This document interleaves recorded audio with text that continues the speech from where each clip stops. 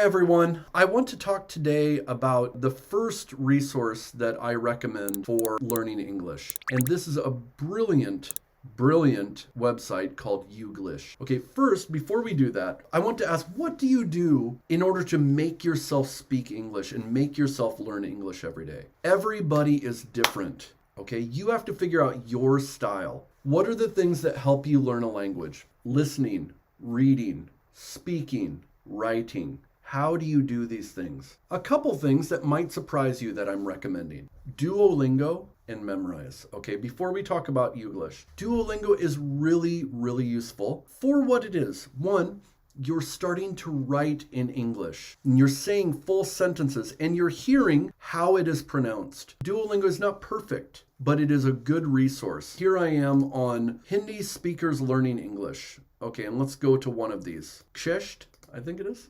Give me the cheapest hat. Give me the cheapest hat.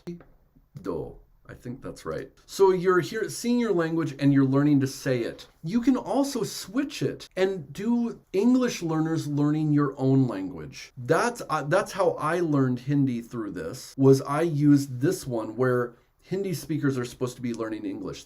So anything to get you to write and say English over and over. Another is Memrise. So I can't access the English speaking ones because I'm an English speaker, but you can. Memrise is really good because it will show people speaking this. So here I'm doing the Japanese version. Hey. So I'm connecting the script with what someone's saying and the meaning. He.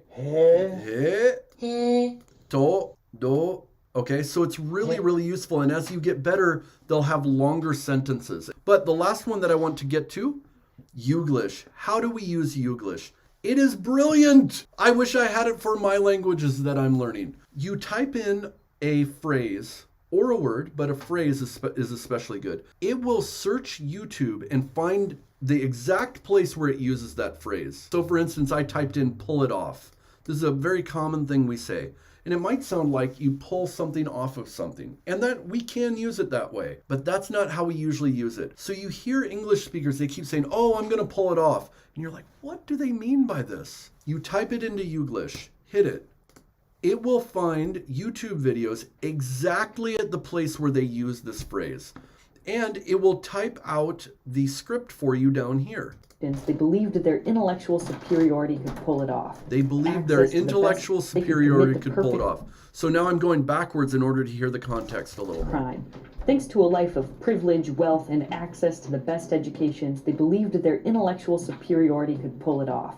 Okay, that doesn't mean they're pulling something off. It means something else. So I go to the next one. If you just didn't know how I was going to pull it off, but when I go to explain to people, know how I was going to pull it off. So I go back a little bit to see what he's talking about. Nothing about me that anybody was going to say, wow, that guy's really going to go on to do something. But I was really fucking hungry, right? So I had, you want to talk about desire, I had desire. I always knew I was going to be successful. I just didn't know how I was going to pull it off. Okay, he always knew he was going to be successful. He just didn't know how he was going to pull it off. Now we see the context of how this is used.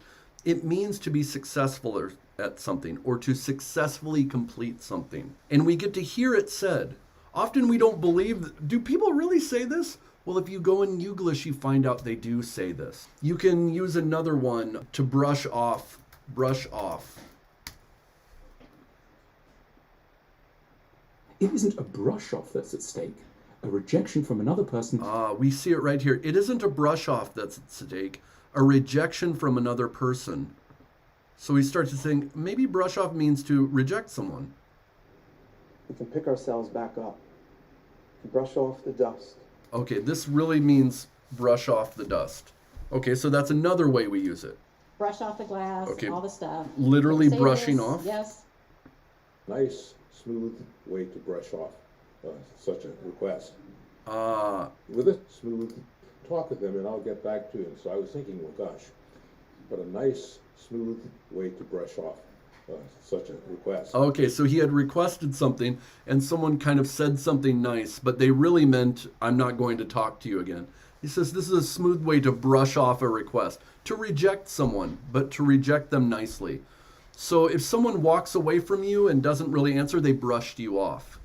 So this is really brilliant, and I recommend using this. The next time, I'm going to talk about how to use YouTube in a very good way to practice English and to learn to listen.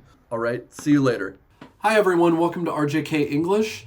Make sure to like and subscribe, and that will help me make more of these videos. I'm on YouTube and on Instagram, and see us on Facebook, and we can talk further.